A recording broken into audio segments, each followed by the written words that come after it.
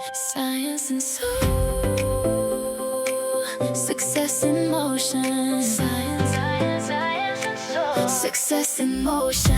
Level up your mind, level up your life, level up your purpose, one day at a time. Science and soul, success in motion. Welcome to the sweet spot.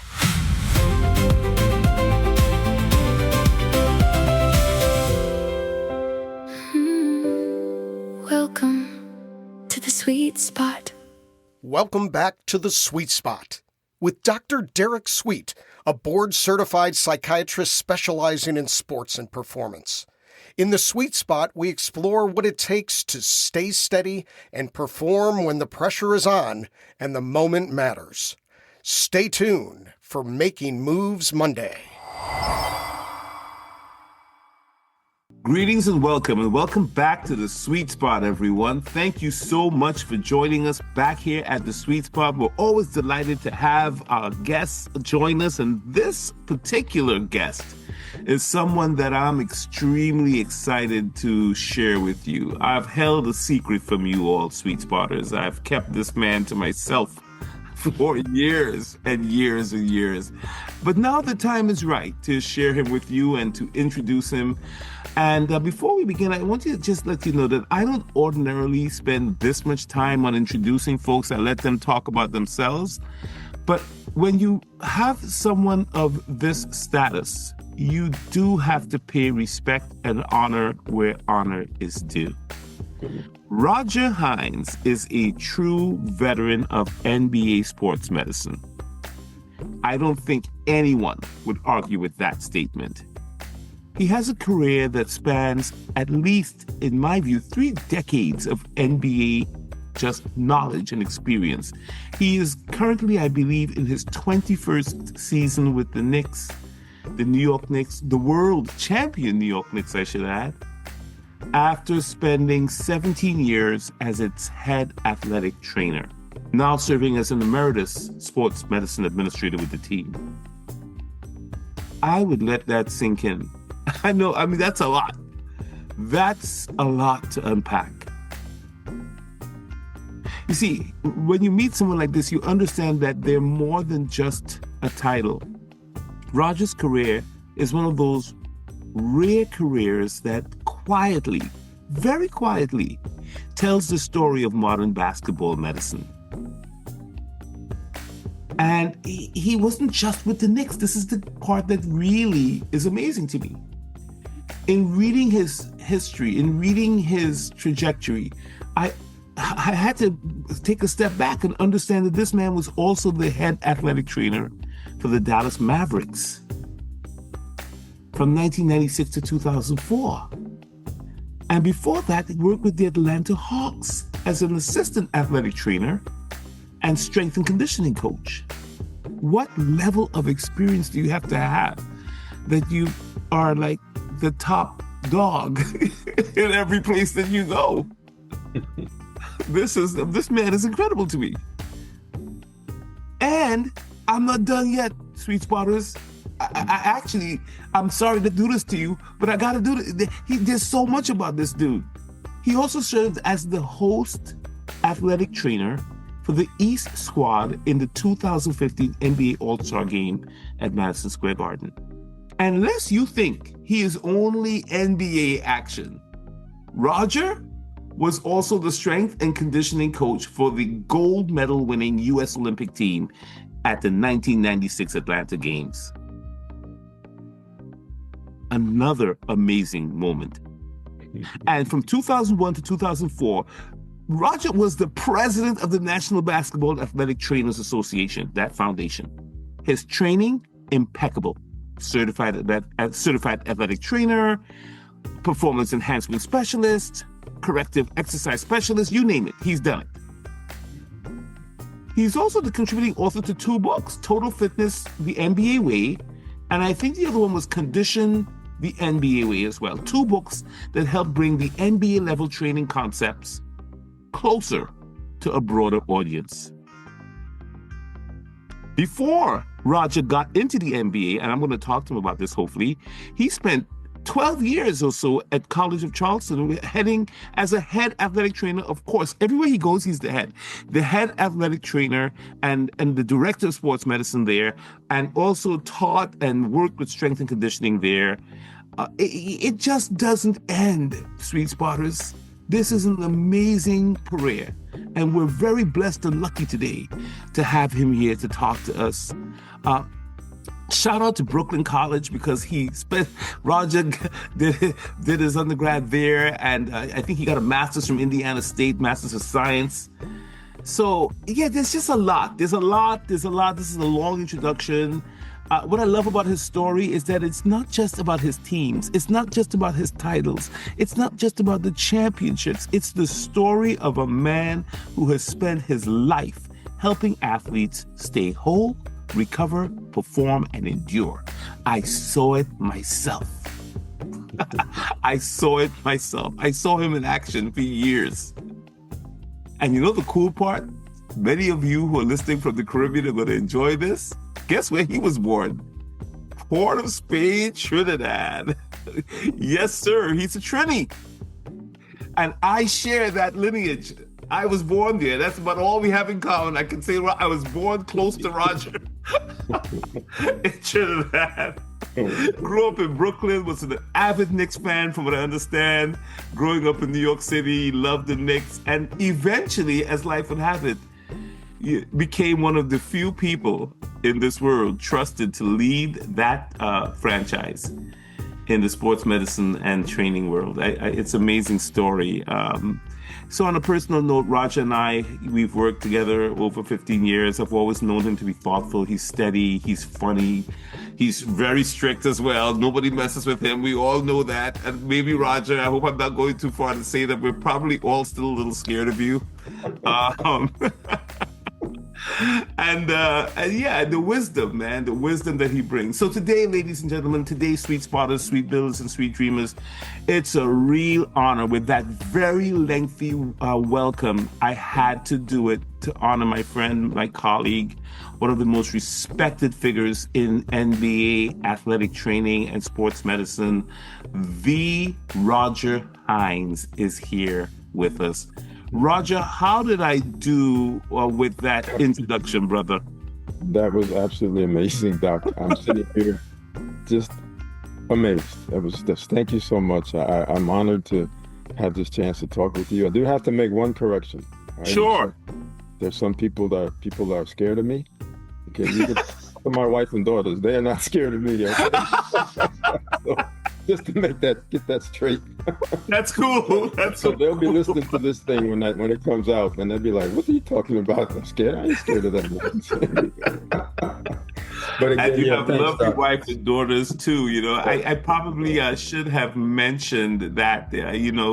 Roger has some beautiful kids: Jade and Aja, Andre and Greg. Right? Am I right? That's right. Yeah, as well as 4 grandkids. Right. Is it right? Yeah. Yep. See, I do my homework. The Suitespot, we do our homework, and they're all accomplished, wonderful, amazing. We're going to have to do this in at least 2 or 3 sessions, Raj. Today, we're just going to get this introduction to you done, and then we're going to invite you back. Would that be cool? That'd be great, man. Awesome. So, Raj, you are in retirement mode, right? We're getting ready to retire. Is this right? Well, I mean, probably retirement, yes, from maybe the NBA.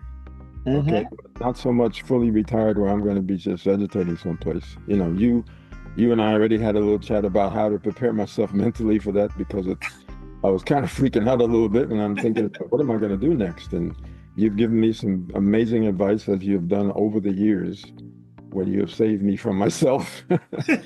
Dealing with the stress of this business for all these years, you were like a blessing, And I recall the time that we were first met. And I remember when my boss, I'm not mentioning her name too, Dr. Lisa Callahan, when she said, "Hey, I want you to go have dinner with this couple." I said, "Who?" He said, "Well, you might have something in common. He's a Trini like yourself." And I said, "Oh yeah." And she said, "I'm thinking about bringing him in." This is the woman who had just amazing she could see what was coming, right? Before the NBA thought about mental performance and mental health. Absolutely. She wanted to be the first on board, and she wanted to bring you in to help us with that. So, my wife will tell you when I go out to dinner with anybody, and especially if she's with me or I'm by myself, I don't say a whole lot. I'm just sitting there kind of listening to these people talk, and I don't talk much about myself. And I'm sitting there having dinner with you and Darcel, and I had to, halfway through, I had to pump the brakes, and I was like, wait a second. I'm doing all the talking here. What is going on? Because you particularly had such a way of asking the questions and making someone feel comfortable that it was just me. I'm supposed to be checking you guys out, and you turned the tables on me. I didn't even get till halfway through the dinner that this man is really good. I said, Doc, I went back to her. I said, I'm sold. Let's get him. And here we are, 15 some odd years later. Yeah, I remember that moment, man. I was just blown away. I couldn't believe that two amazing human beings from the New York Knicks were even speaking to me at that point. So I think part of the quiet was just trying not to make any mistakes as I was speaking. It came off as quite psychological and psychiatric, but in real talk, I might have been a little scared. There you go with that again. You were not scared. You were pushing all the right buttons on me to get me to talk when I was supposed to be doing that to you. I'm like, okay, these two Trinis are going at each other right now. Hey, I was sold from day one. Hey man, 15 years later, it's been a wonderful ride. It's been amazing. It's just really been extraordinary. And I don't think we're going to capture everything that we can share today, but I figured that I would just ask you some questions just to get us into it and hear what the wisdom of all of that background that you have would give us. And I felt like a great place to start, Raj, would have been just thinking back about this illustrious career that you have. It's really, when you look back at it, its topography is amazing. You have had head positions in college and in the NBA, and you've led organizations within the NBA. You've written books, you've taught courses, you've seen it all, right? And it's easy to just want to hear those experiences. But I was wondering, take me back to way back, young Roger Hinds. Did you see all this in the crystal ball? Did you know that you were going to be so deeply involved in the NBA and in all these head positions? What led you into this? How did you even know to go this path?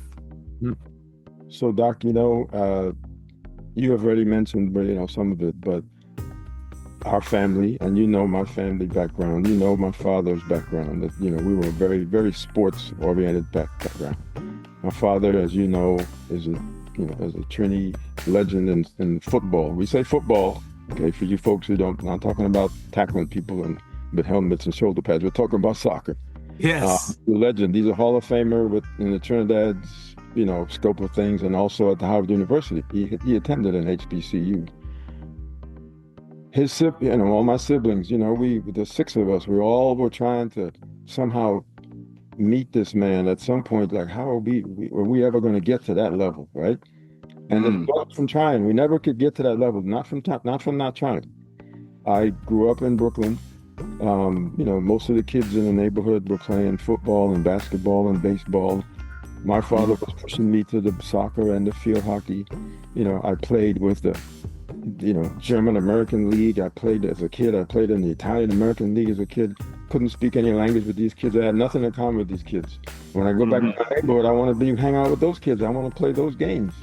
So that kind of, my father kind of got thrown off a little bit by that. But it was I don't grow up with Italians and Germans. I'm a Trini, and I'm living in a Trini community, a West Indian community here in Crown Heights.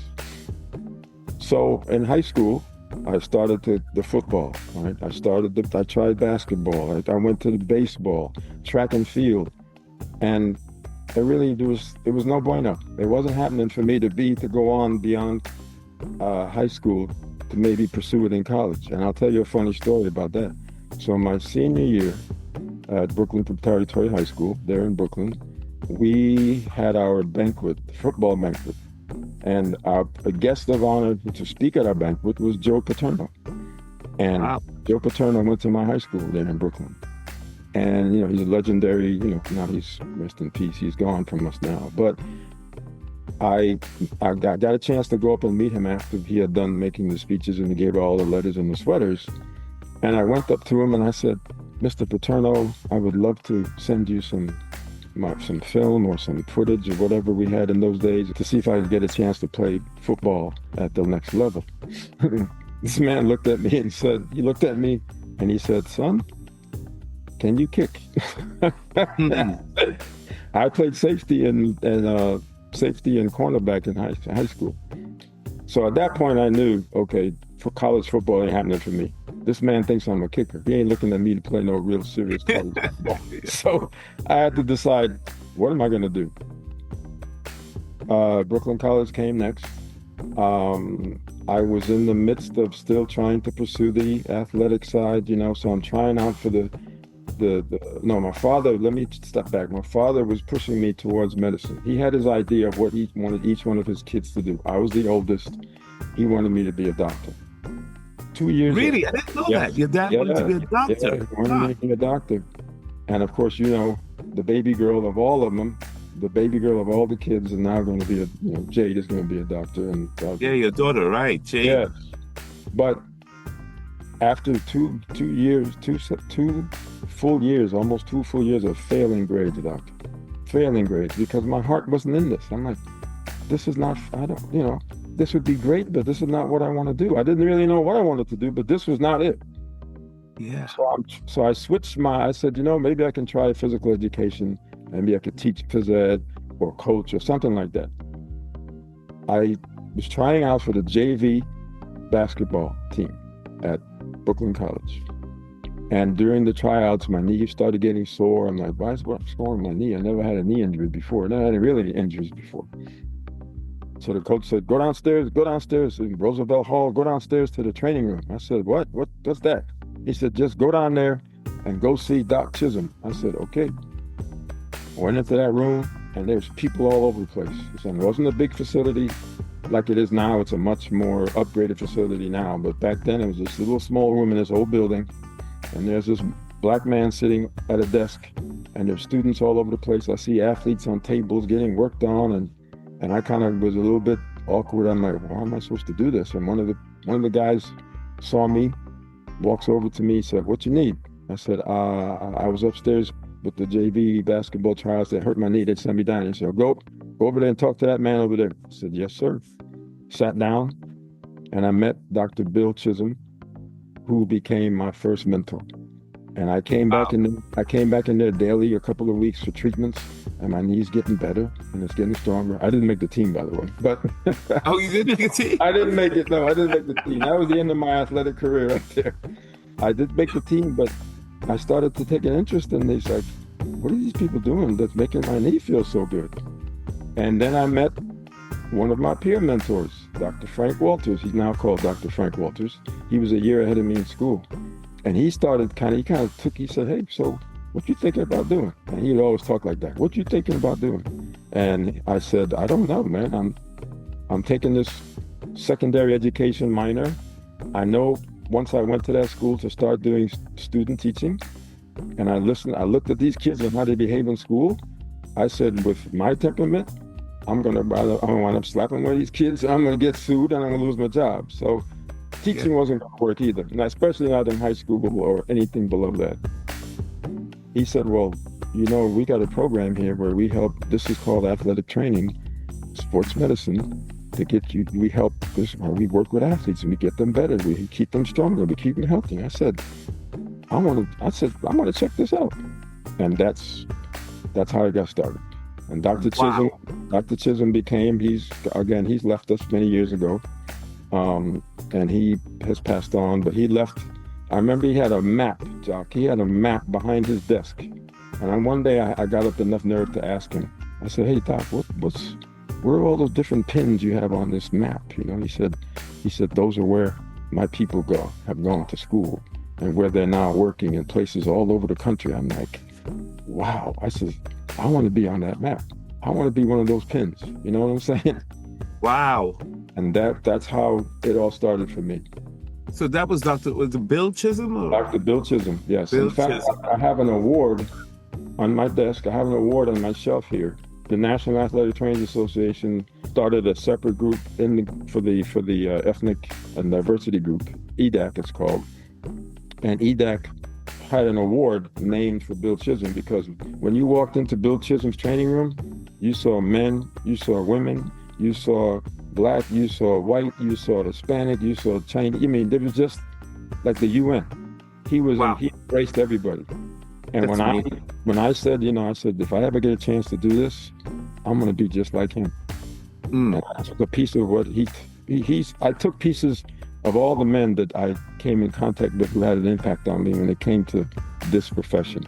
And I took pieces of all of them and kind of molded into my own philosophy about how to do things, besides the natural gifts that, God blessed me with as far as how to deal with people. But other things that they taught me, even if it was from an administrative standpoint or if it was from a treatment or whatever it was, I just kind of brought them all in and kind of formed my own philosophy on how to do things. Well, what's powerful about this, Raj, is the idea of mentorship and the idea of the journey. I'm really enjoying listening to your origin story here because I didn't really quite know it. Everybody just gets taken with you, but this origin story is incredible. The fact, and I think young people listening would be encouraged to know that, look, you could be failing at something and it not be going well, but if you have switch into whatever else might work. And that's true for all of us in life. If one thing, that's what it sounded like you did. You actually said, I was failing in this area, in the sciences or whatever, the medical part. And Yeah. look at where you end up. Like, Yes. look at where you end up. Yes, I'm not ashamed to admit it, Doc. My grade point after the second semester of Brooklyn College, my grade point was a 1.99. I was about to be put on probation. Mm-hmm. My mother, rest her soul, bless her soul, she was as tough as nails. Any woman that can raise 6 kids in Brooklyn, right? Absolutely. And keep us all out of jail, right? 5 boys and a girl, my sister. But my mom, the grades got there before I could get home. She saw and she said, we got to have a little chat. I said, I knew I was in trouble because I knew where I was going because I saw the grades before they got home. Yeah. She took me outside. I said, where are we going? She said, let's step outside. It was getting dark. And down on the corner, Doc, where these dudes used to hang out on the corner around a trash can. And they were known for just hanging out, right? They had nothing else to do but just hang out around this corner, around this trash can, know what they were doing with the trash can. And at that time, I was, my mom depended on me a lot to keep things going for the other kids to look up to me because I was the oldest, because my father had stepped out of the picture. And she said, you have to make a choice. I said, yes, ma'am. What would that be? She said, do you want to be with them or you want to live in this house? I said, say less. That was it. Wow. That was it. That turned that pivoted everything for me. I knew I had to find a better way to do things in school. I still didn't know what I was going to do. But then the blessing of the knee injury, if you call that a blessing, and going to meet those folks in that training room, Dr. Chisholm and Frank Walters and others, got me on the path, So yeah, that's the other part about this, right? So you were failing in the courses. Your mom, God rest her soul, strong as she is, she takes you outside and she gives you the choice. Do you want to, path A or path B? Figure it out. You go, this injury, which could be viewed as a setback. Was it a patella injury? I thought I read that. I patella tendonitis, which is very common in basketball players. Right. So this injury sets you back, but then really what it looks like is almost like a divine order to God is like moving you towards your career because you encountered Dr. Bill Chisholm in Brooklyn. you get fascinated by this whole athletic training, healing journey, and then you start this journey. Yes. Wow. Out of something that doesn't work, something incredible happens for you. Right. That's right. Amen.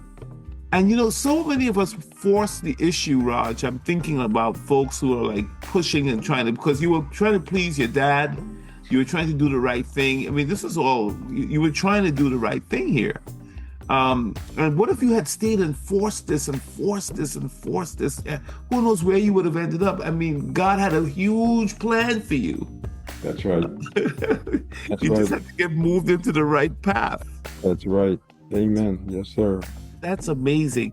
So look, this is the thing about our conversation today that's why I only have 3 or 4 questions, because I knew that every question was going to really have a rich, deep answer. So now we know that the great, amazing Roger Hinds wasn't just perfect, didn't come out of the womb just perfect, and that there was no struggle, there was no obstacle. You struggled and went through hardships and physical injuries, the mental torture of not doing well in school, having to pivot early to get to this place. And that's encouraging. That's right. That's super encouraging. Wow. So the question I have now, which is going to be a sort of a switch question, is a question about looking back at this career. We simply cannot go into I know you have 1,000, 1,000,000 memories. Yeah. And I'm going to challenge you to try to think of one as you look back at this great career that you have, and tell us about one that sticks out. Is there anything as you look back over your career that sticks out to you as like, wow, man, that was a moment, that was a memory, I cherish it, something that you'll never forget as a part of what you've been through? This was probably the toughest question that you threw at me. I mean, this is probably the toughest one, because as you said, there's so many, right? You and I have just finished a crazy run to an NBA championship, sitting there and looking at each other, riding on that bus in the parade and looking like, wow, this actually happened, right? Yeah. We were sitting there with the other doctors and that comedian on the bus with us, and just soaking it all in. It's like, I can't believe we just did this, Yeah. And holding that trophy in my hand and getting a picture with it, that was even more incredible. Wow. But I had to think about probably the amazing things that happened for me. I was, it was back in 2018. Some of my colleagues and classmates, former classmates from Brooklyn College, went to the administration at Brooklyn College and wanted to have me that every year Brooklyn College would identify someone as a distinguished graduate, and they nominated me for that. It was approved by the president, and the biggest part of that, the culmination to that nomination and getting the award, was being asked to speak at the commencement for Brooklyn College. May 21st, Doc, they asked me to speak at Barclays Center, 10,000 kids. Wow. The mayor was on the dais. He was also speaking, but he came after me. And it was just incredible to stand up and look out at this big arena, the sea of people, right? And to look over to that corner of the arena way in the back where the visitors' bench would be at Barclays when we would play the Nets, right? And so I had 5 minutes to talk to these kids, and I'm looking up in the stands where my brother and my nephew are up there. The girls and my family, my kids couldn't be there because I was in New York and they were down here in Texas or South Carolina. But my brother Frank Walters, Dr. Walters, was there. He also, he was one of the people involved with the nomination. A former employee that worked with the Knicks also, who was a Brooklyn College grad. They were all part of this whole thing to get me in this. And my message to those kids was like, oh, and I found out my cousin was there. All right, my cousin from Brooklyn. We grew up on the same street. His daughter was in that graduating class. Wow. My niece. And I didn't even know it until I saw them outside as we're walking into the building. And I hear him, Mike call my name out. I'm like, hey, what are you doing here? And he says, my baby girl is graduating today. I said, you got to be kidding me.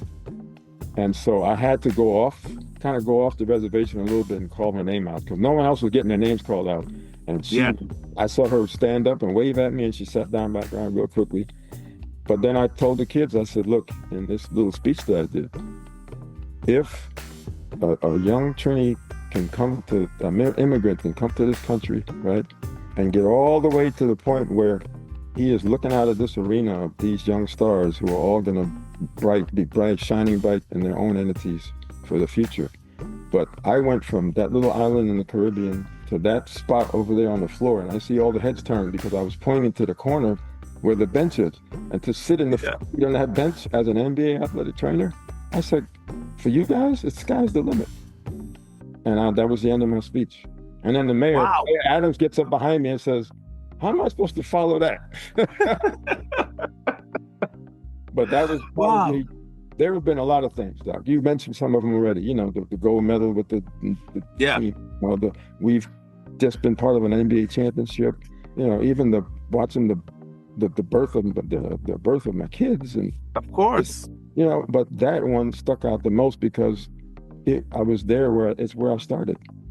Yeah, the same place where you had the knee injury, the same place where you had the failing grades, the same place that where your mom had to like get you together to like get out of this and make something of yourself, is the place that you come back to be the commencement speaker.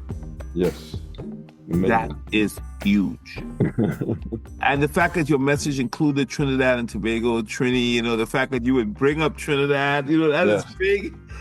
Because look, I mean, Trinidad should take a bow, really. Trinidad should take, because look, you came from Trini and all the way to New York and literally became the head athletic trainer of the New York Knicks.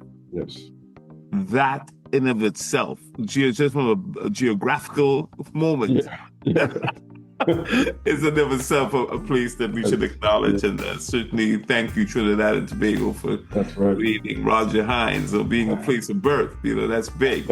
So, you know, I thought I read somewhere that you went back to Trinidad and had done something there a while ago. Can you share that, what you did? Yeah, what was the year? Gosh, I can't remember. I can't remember. You went back there. I guess I think it was 2011, maybe. Yeah. I think it was 2011. Yeah, I got permission from management and my boss to. I was asked by a colleague down there who was very involved in the basketball world in Trinidad, which is very, very small compared to what we do here, but. He found out about me after we met through an acquaintance down here in Texas, and he asked me to come down there and would I be interested in doing a clinic. It was like a 3-day. It was 3 days, yes, a clinic. Yeah. The training and conditioning for basketball. And I did several presentations, lots of one-on-one stuff with Q&A stuff with a lot of the locals. The physios, the physical therapists, they weren't really athletic trainers. Actually, you don't find athletic trainers in Europe either. So Trinidad kind of followed the same group. Physical therapists were physios who took care of everybody across the board, whether you're athletes or common folk. And that was an experience. My father was still around at the time, and we were able to kind of reconnect a little bit. Folks, it kind of brought him out of what they said, the sports people said it kind of brought him out of the shadows a little bit because he'd kind of been hiding away up in Santa Cruz. And folks who were even interviewing me on the local TV people, they had no idea. They said, we didn't even know this legend was back in the country. Your father's name, so that everyone could hear it, and because he is a legend in Trinidad. Yeah, Carlton Hinds, his nickname, he went by Squeaky. They called him Squeaky because he was not a very big man, but he was an unbelievable soccer player. The story behind his nickname was that one day he was coming home from school and this little baby deer kind of followed him home and it became his pet. And all it did was make this squeaky noise. So he became that's how he got the name Squeaky. Wow. On Squeaky. So I was always Squeaky's big son. And it was amazing to do that. It was a lot of fun. I still had some connections there through this, and I'm trying to help them get their basketball programs up to the notch. But hey, the last pick of the draft this year, right? Yes, there's a pick from Trinity. Trinidad. Yeah, right. There's a kid from Trinidad is The first pick of the draft. The first pick of the draft was a Jamaican.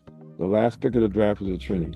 So, Roger, again, the difficulty with this kind of conversation is that it can go in so many different directions because of what you bring to the table. I do have two more questions for you. Sure. We just discussed what you remember as something extremely positive, and I get it. What's the challenge, though? What was a hard, difficult one thing? I know that on a journey there are probably many, but is there one particular challenge or difficult time you remember and how you handled it for our audience? It was at the very it was early, very beginning of my, not the career, but the NBA career. And I was coming from a small college environment where I was teaching, I was a trainer, I was a strength coach, I was doing everything. And throughout the course of that time, I was able to meet and kind of work a little bit with the head athletic trainer for the Hawks, Joe O'Toole. Joe, again, to go fast forward to the future, became one of my mentors. But I got wind of a position that was opening up with them, and I always said, I'm gonna give this a shot. You always want to be in whatever career you're in, you want to get to the top, right? Whether you get there or not, right? But for us as athletic trainers, to get to professional sports, that's the pinnacle for us. That's the top of the mountain. And I said, I'm gonna give it a shot. The Hawks were looking for an assistant athletic trainer and a strength and conditioning coach. And I'm like, hey, that's me. That's what I do, right? So I said, let me give it a shot. They took somebody through the pipeline told me about it, was already in the NBA. I reached out to Joe. Joe said, apply for it. I'll do my best to get you in here for an interview. Blah. Long story short, I get the job. Now, here I am, no experience working with professional athletes, right? Not even top Division I athletes. I'm at a small little, which was a small NAI school transitioning into Division I, small, very small school. Almost like a private school, but it was actually a public school. But it had a private kind of a image in South Carolina. Now I'm trying to figure out, how do I get these guys on board with what I'm trying to do as a strength coach? Because that was my main job. The assistant part, to assist Joe as a trainer, that was my second job. My main focus was to get these guys ready to play, get them in shape. And I remember one of the veteran players said to me, when he met me, he says, hey, I'm good. I've been doing this for forever. I'm happy you're on board. You're here with us. Congratulations, but I'm good. And I'm thinking, this is going to be, if I can't get this guy going, I'm in trouble, right? So I go to Joe and I'm saying, Joe, what do I do? He said, you just do your thing. You wouldn't be here if we didn't think that you could do this job. And that gave me like a whole, now I know I've got his back. His backing. So now I'm still trying to work on these guys, still trying to go. Here comes another injury situation, right? Which is a setback for the star player. I'm not going to mention his name for privacy. A setback for the star player of the team at that time. Anybody that follows basketball in the 90s, they'll know who I'm talking about without naming anybody's name. He has a serious injury that requires surgery, and now a long period of, say, 4 to 6 weeks recovery. Who's he got to spend that time with? Little old me. Oh, wow. Right? And you at the time, just to be clear, you did not feel as if you were like, you had a bar to climb. We weren't really clicking, because he kind of felt like he didn't need me, because he knew how to get himself ready to play ball. He didn't need me. I'm good, man. Go work with them other guys. I'm good. But I knew that I had to win over one of these vets in order to get everybody to follow, because strength and conditioning was a new thing coming into the NBA now. There was no strength coaches. In fact, one of my interns recently sent me a picture. He was at a conference. One of our interns, he was at a conference. He sends me a picture of one of the slides at this conference. And the godfather of strength coaches in the NBA is now doing a presentation on the history of the NBA strength coaches, and whose name is up there on that board. 4 guys' names are up there. Mine. Wow. I was blown away. Wow. And this kid texted me the picture, and he said, "You never told me you were a strength coach in the NBA." I said, "No, I didn't. I wasn't making any big deal about being on the cusp of anything or being the first of anything." And he said, "Man, I had no idea. This is like amazing." He's going on. I said, "Okay, go back to your conference and have a good time. But thank you for sending me that slide." But so this was a whole new concept for NBA players. So now I got to work with this guy, and I'm like, "Yeah, this is going to be even crazier. I got to work with this guy now." But he bought in to he had no choice. And that's after that 4-week period and 6 weeks or so, when he came back to join the active roster, the head coach made a comment to me, and he made a comment to my boss and said, "I've never seen this guy in better shape to play basketball since I've been working with this team." Wow. Yes. But what do you say to him? Like, because I think for those of us listening or trying to figure it out, like, what was the secret sauce there? Because at some point you and he had to be alone and talking. Yes. Were you direct with him? Were you, how did that work? We found some common interests, right? Okay. Whether it was sports, whatever it was, I don't remember exactly. We found some common interests in our backgrounds, and we were able to just grow from there. And he said, "You know what? I was younger then, so I could actually continue that level of a workout. I said, "Hey, I'm going to do these workouts with you."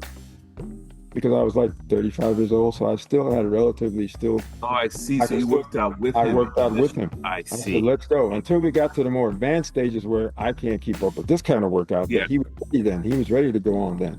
And now I'm working with him. He even tried to hire me to work with his wife. And I was like, "No, I can't do that. I work for a team. I can't be working part-time for you." Well, I guess once somebody gets confidence in you, man, that's the way it is. They trust you. The trust comes up.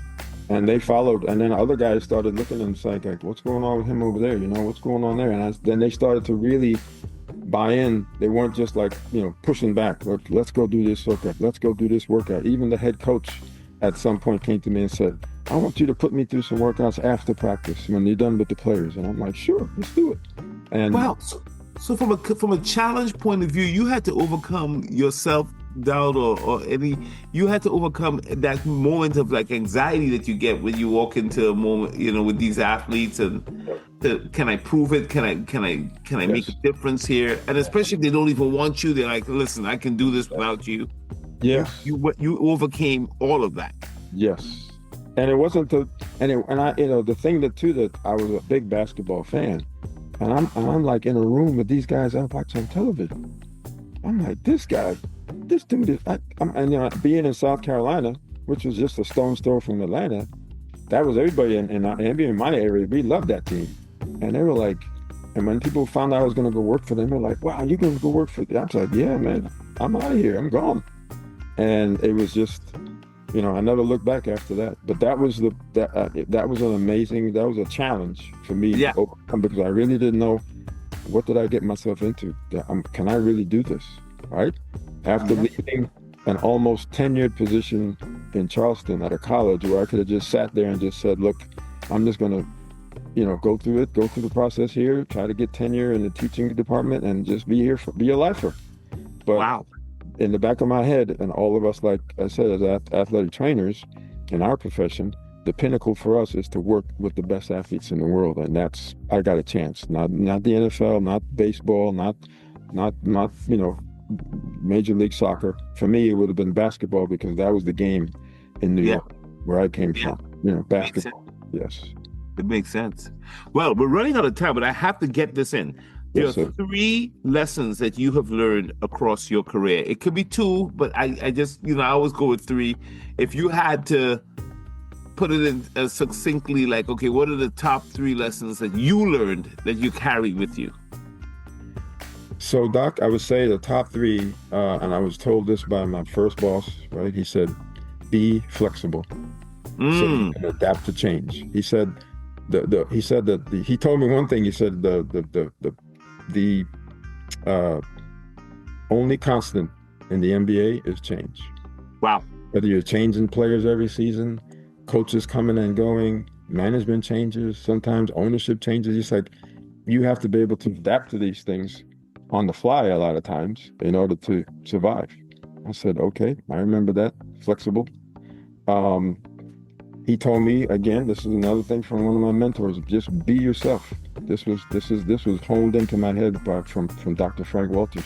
Be yourself, right? Because the guys you have to work with, you got to build trust with them. And these guys are really sharp. You know, don't think that they can't see through the phony baloney, the smoke and mirrors. They can see through all that nonsense. And if you are trying to fake it till you make it, you ain't gonna make it because they're not gonna trust you. They'll just give you, pat answers and whatever, and they're not having any confidence in you and what you're doing. So you have to I picked that up early, just to be myself, and let the chips fall where they may. If this is not meant to be a long-lasting thing, well, thank God I got to this point. I enjoyed that part of it. I'll move on to something else. But obviously, God had he had other ideas in store for me. The one part that, and I said, this one was to stay on top of your game. So we have to do continuing education, just like you do in your medical field. We have to do that as well to keep up with the latest and greatest. And I always try to tell people, don't become complacent, because that even caught me for a minute too. That caught me for a minute when I got to my first position as a head athletic trainer when I left Atlanta. I'm like, I made it. I'm here. I'm at the top. Ain't nobody can tell me nothing right now. And I got stuck in that for a minute. And I remember just listening this past few days to your guy, Kendall Glaspie, I forget which day it was, where he was talking about not becoming complacent. KG, that's right. Yeah, you did talk about that. And I mentioned that, hit me right there.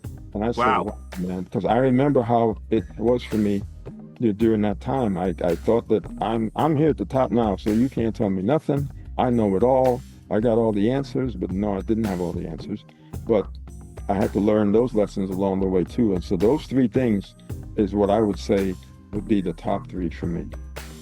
Wow, I record them in my mind as being flexible, being adaptable, being yourself, being authentic, yes, and handling your business, stay on your game, because those three things are what keeps you in the game. Because you've had a long career. I mean, we're talking 3 decades in the NBA, and you are telling us that flexibility and authenticity and just having integrity by staying, keeping up with your training and your education and all of that matters. Yes. And I think that's a great message for anyone in any field. Yes. To take in. Yeah. So what advice would you give somebody? Let's say there's some young cats out there who want to enter into this field of what you've done here in sports medicine and in athletic training. What advice would you give them, or what would you tell them? What would you like to tell them?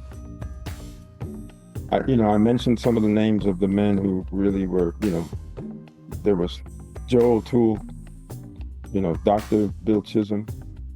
Dr. Frank Walters is only a couple of years older than me, but he was like my older brother, my big brother, I call him. There was Bob Benke at Indiana State University, where I got the chance to, even another crazy experience, to work with a guy like, legend. Yeah, I got to work with him, grad student. But these men,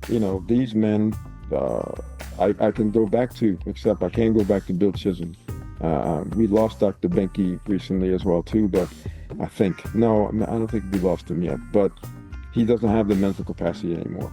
But there is Dr. Walters, my brother, and there's Joe O'Toole is still there with me.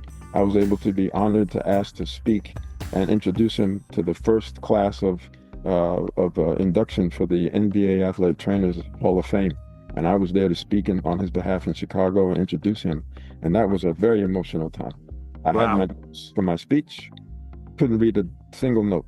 My eyes got tearing up. I couldn't read the notes, and I just winged it after that, because that's how much this man meant to me, to help me get to where I started. He opened the door to let me in, and then he said, just flap your wings and keep flying. He just turned me loose, and He told me the other day, he said, you lasted longer than I did. I said, okay, I didn't know about all that. I wasn't keeping track of the years, but I would tell these kids, you find mentors, people who are willing to help you. Don't forget about them as you're climbing. You can always go back to them. They have that experience. They've been there where you were trying to get to. They've been down those roads. They've had those challenges. They may not have shared them with you during your time with them, but I guarantee you go back to them, they'll say, yeah, man, this is how I handled this, right? I would, if you're in it, if you're thinking about you want to make the most money doing whatever you want to do, you're in the wrong business, okay?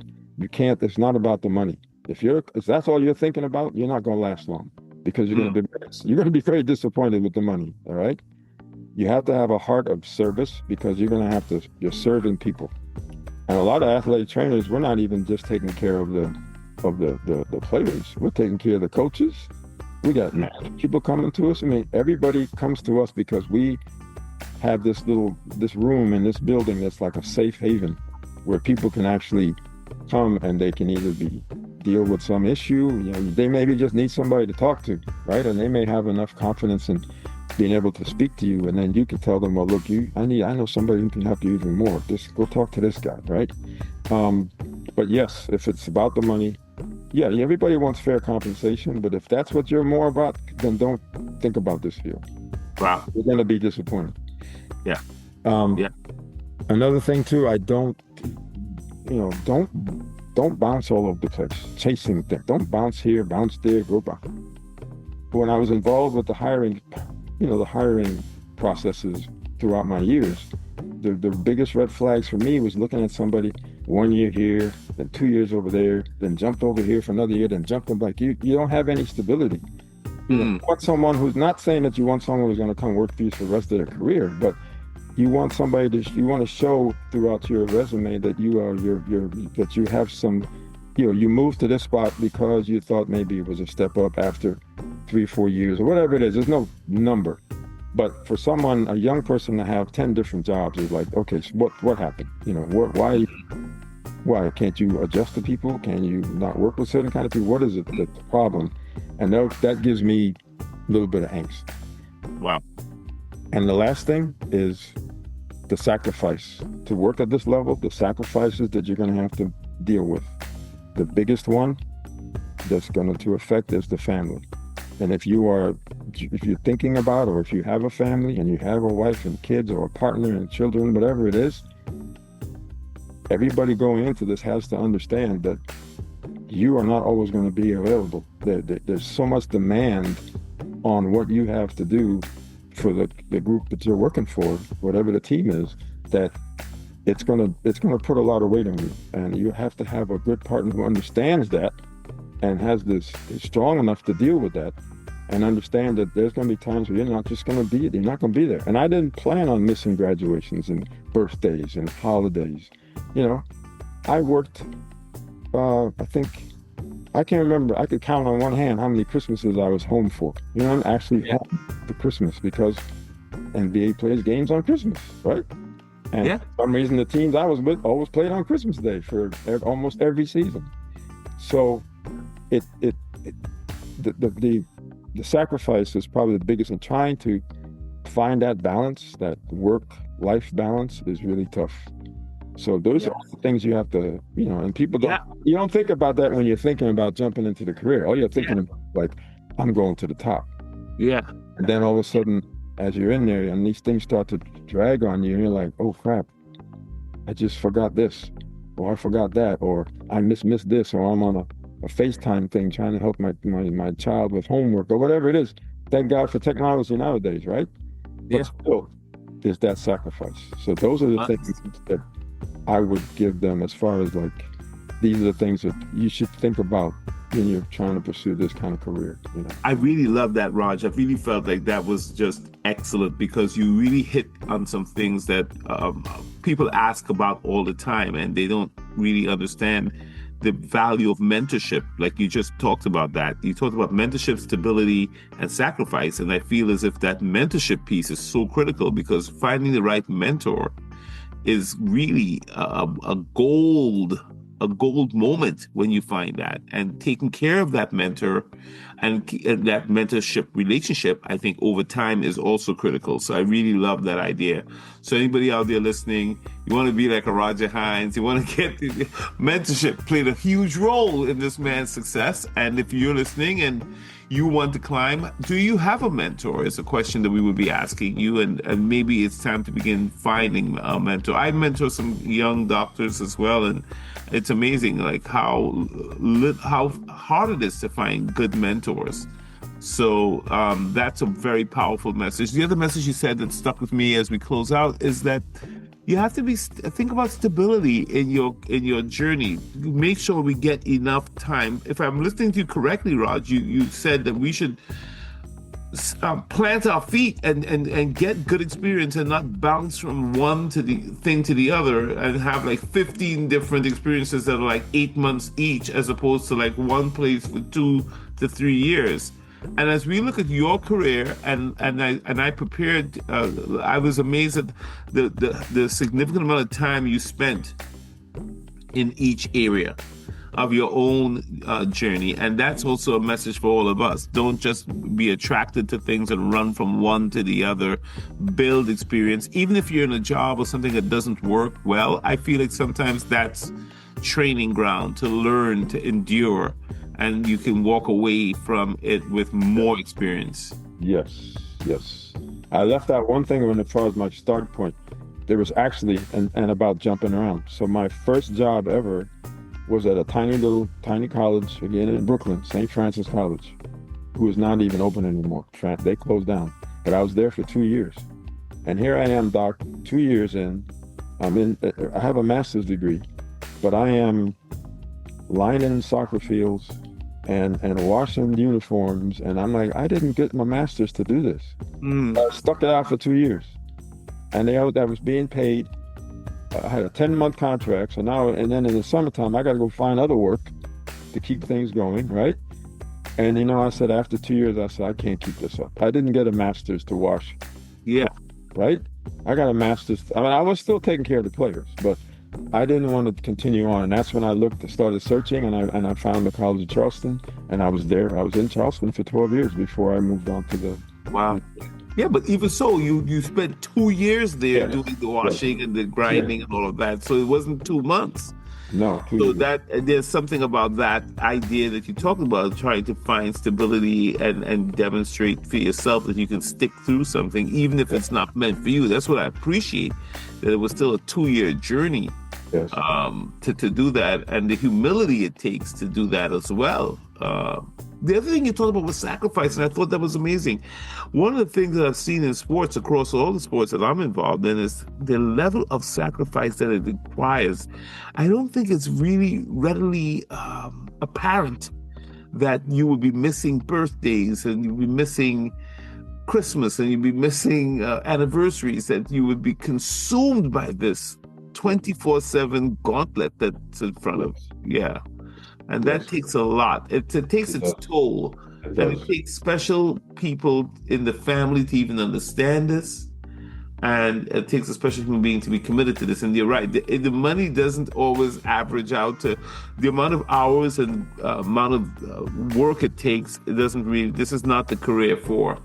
If you're looking for big money and an easy path, this is probably not the wisest choice to make. Yet it's still one of the most fulfilling kinds of jobs you could ever do.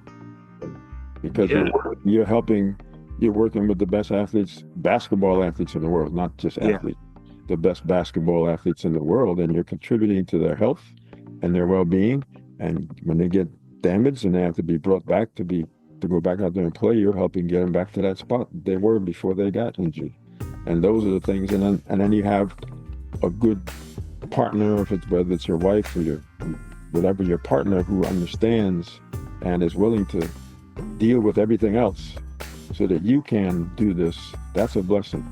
That's a blessing to go through all those ups and downs that carry on throughout that time. It wasn't just from into the NBA. It was not just a straight shot trajectory right to the championship. There was a lot of peaks and valleys, and that you and I talked about just a couple of weeks ago when we had our little chat about how this is coming to a close for me, and what am I going to do next, right? But what a way to end, right? Yes. Yes. And what a way to also begin the next phase of the Roger Hinds journey, which is going to probably bring all kinds of exciting things for us to talk about here on the Sweet Spot again. Yes. Because knowing you as I do, brother, I know that great things are ahead. I just sense it. I sense that we're going to be talking about something amazing that is going to open up as you venture out into the bigger sea, and with all that you're bringing and carrying. And I think you have a lot to share with the world, and I'm glad that we got to talk to you here on the Sweet Spot about this. Thank you for sharing that wisdom and being so open and so honest.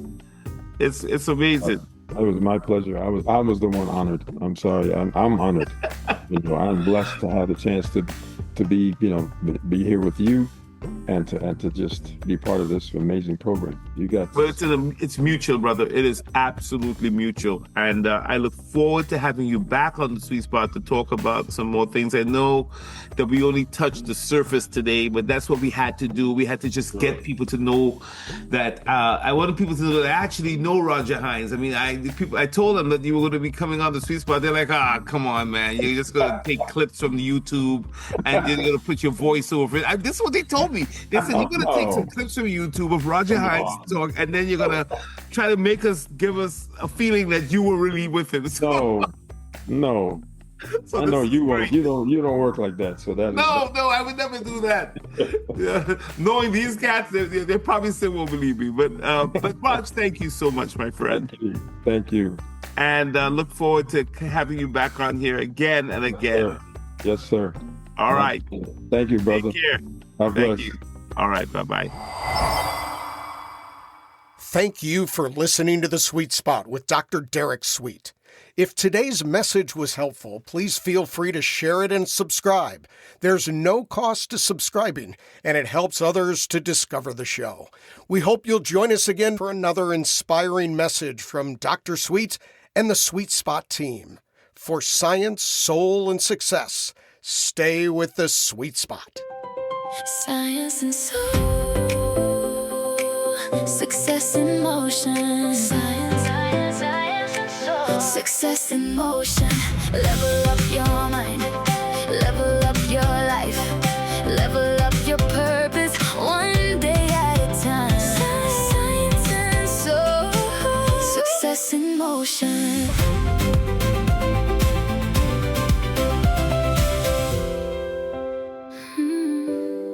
Sweet Spot.